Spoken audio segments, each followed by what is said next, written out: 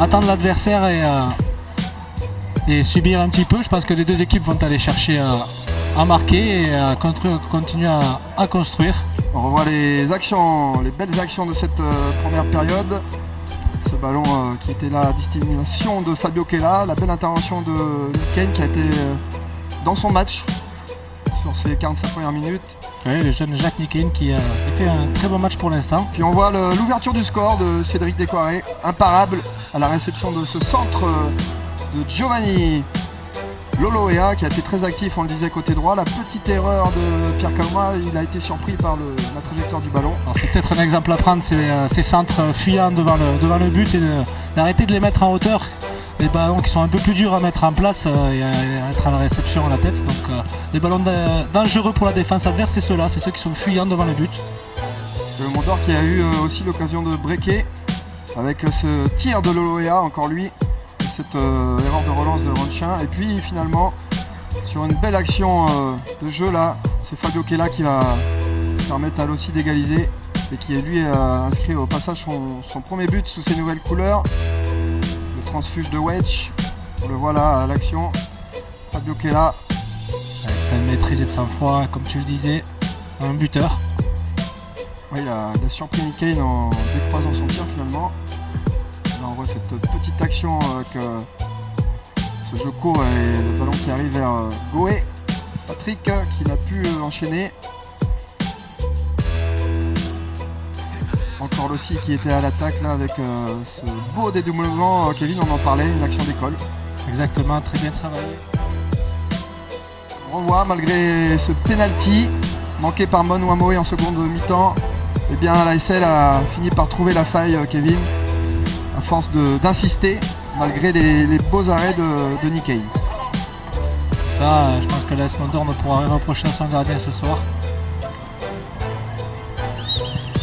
Alors, on voit Mon Wamoé qui avait une deuxième grosse opportunité de permettre aussi de reprendre l'avantage. Et puis là, cette frappe de Richard Sellé qui a été omniprésent encore en attaque côté AS Lossi. Petit ballon dans la surface de Fabio Kella. Ils ont réussi à bien se trouver les deux attaquants là, c'était assez intéressant. À nouveau Sellé qui là avait réussi à se mettre sur son pied droit et enchaîner. Et la main, c'est un peu aussi un détournant. Cette main signalée sur Alphonse Tokotoko et le pénalty cette fois-ci transformé par Richard Sellé. Ça faisait alors 2-1. Une nouvelle action avec cette déviation de la tête de Bessière vers Sellé. Et ça a failli profiter au final de Fabio Kella. Et puis là, le but du chaos. Le but libérateur, c'est ça, Romain, qui vient assez tardivement quand même dans la rencontre, mais qui permet aussi de souffler et de confirmer, de pouvoir s'asseoir sur 15 jours de travail.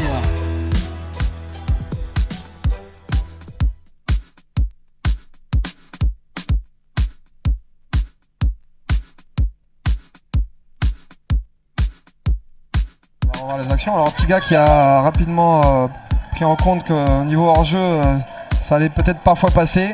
Et on le voit là avec la couverture malheureuse un peu de Christopher Cava qui en a profité. À Émile Ouney, son 6e but de la saison.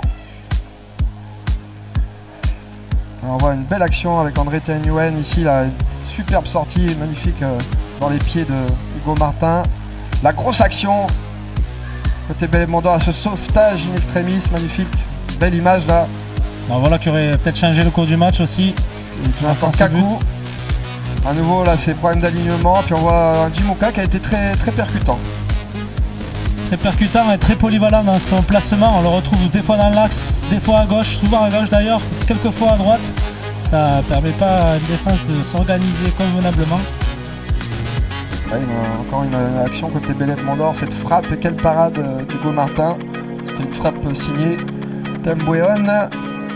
Et le but de Renard des Surfaces. Le but de Kenji Vandegou. Et puis là, la fin de première période un peu plus compliquée pour Belley-Mondor, là il va falloir encadrer un peu ça dans les vestiaires avec ce penalty. Toute la percussion de Jim encore une fois.